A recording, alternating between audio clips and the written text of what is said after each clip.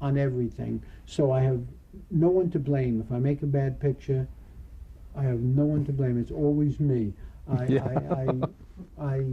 You know, I can put whoever I want in the film. I can write whatever I want. I can film what I want.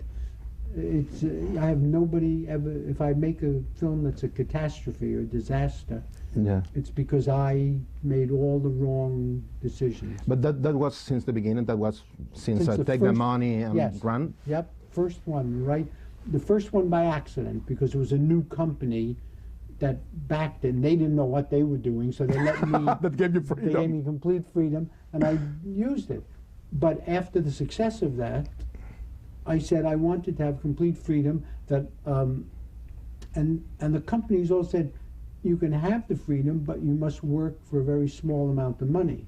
You can't. We're not going to give you a lot of money and freedom. If you want a lot of money, we want to read the script. We want to know who's in it. We'd like to see the dailies.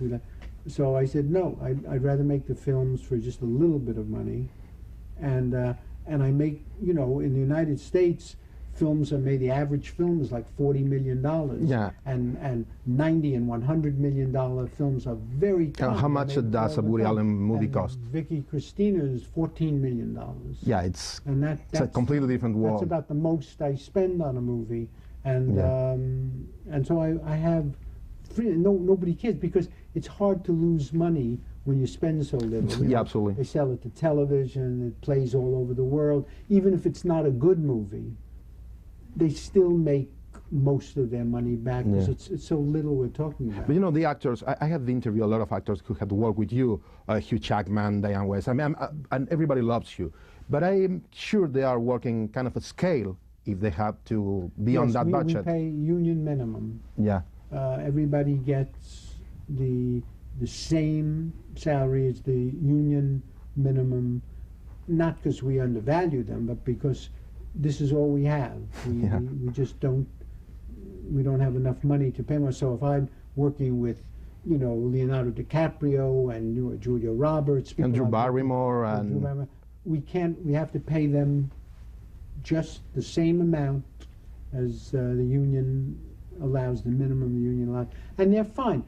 They don't do it. If someone else is offering them $20 million, they do not do my movie. They don't come. Sometimes they say, yeah, I'll do it, and then they call and they cancel. They say someone offered me, you know, so they go and do that. So I have to pay my home and place and everything. They run away. Well, but yes, but if they're not doing anything, if I call up someone and say, I'm making a movie this summer, I need you for 4 weeks or 5 weeks, and they're not doing anything, and they read the script and they say, yes, it's a very good part.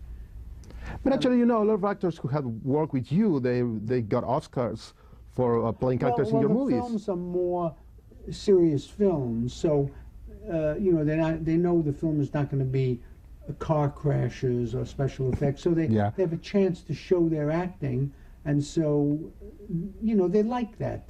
But still, they don't like it more than $20 million.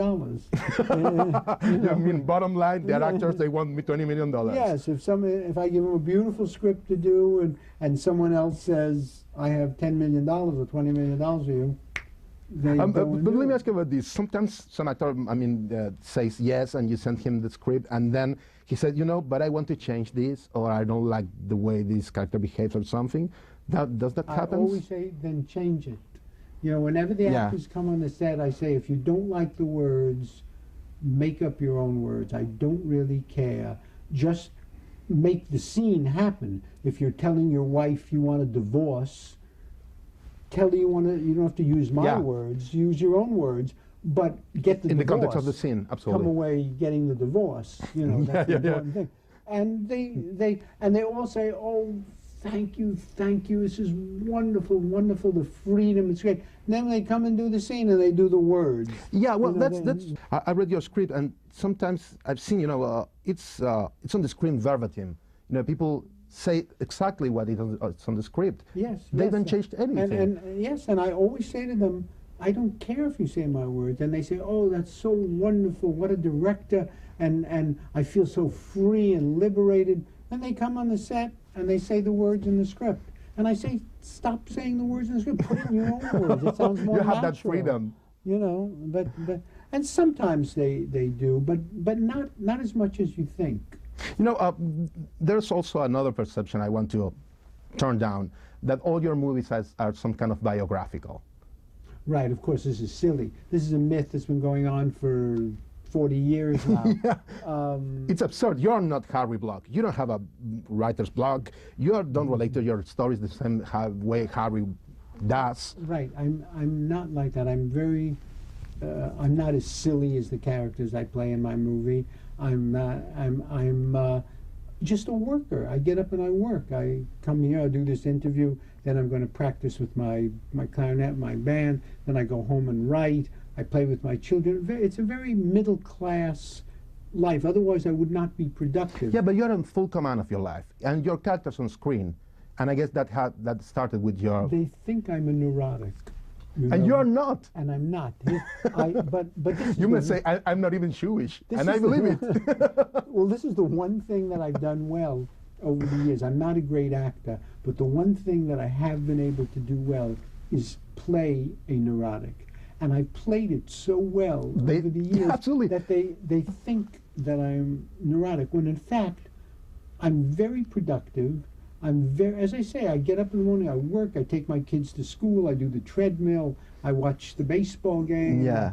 It's very... But you also, I read that you were really good at sports while you were growing up. Yes, I was a very good athlete as a child. And the perception is that you are not The good at all. perception is I'm an intellectual, because I have these. Well, So I use they this think- for the same reason. Yes. It's really a good thing for pickup girls. Right. Absolutely, They think yeah. you're smarter than Yeah, you I'm not know. smart. I look smart. Right.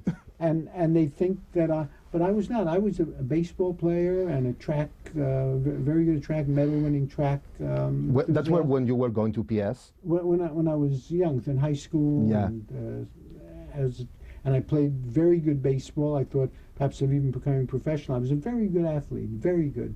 And but people think because I'm small and because I wear glasses but it's just the opposite. I don't like to read. I've never been. You didn't go to university. I was thrown out of the university. Yeah. My first year, my marks were so low, they threw me out. But you're a self-taught intellectual somehow? Well, I look like an intellectual, but I'm not. I'm never. My idea of a good time is to watch a basketball game, Yeah. to watch a movie, to listen to jazz. It's not, I don't sit home and read Kierkegaard. That's a little bit depressing. People think that's what I do. Yeah, let's have a Nietzsche Sunday. Right. Yeah, absolutely. But I like to write about that and make jokes about it. So they think, oh, he's neurotic, he's intellectual. But I'm just joking. The opposite. But your view of the world, it's dark. It has a lot of connections with the kind of actually with Kierkegaard. It's accurate. Yeah, it's true. I don't think it's cynical or it's accurate. The world is a very difficult, sad, tragic place. And you have kids, and when you have kids, everything seems to be more dangerous than before. I have a baby, and I think so. Yes, when you see the babies laying in the crib and you look at them and you think what the world is out there, you really get a sense of how awful it is and how they need to be protected. And of course, you're not qualified to protect them. You can't. Yeah, absolutely, you protect can't. them.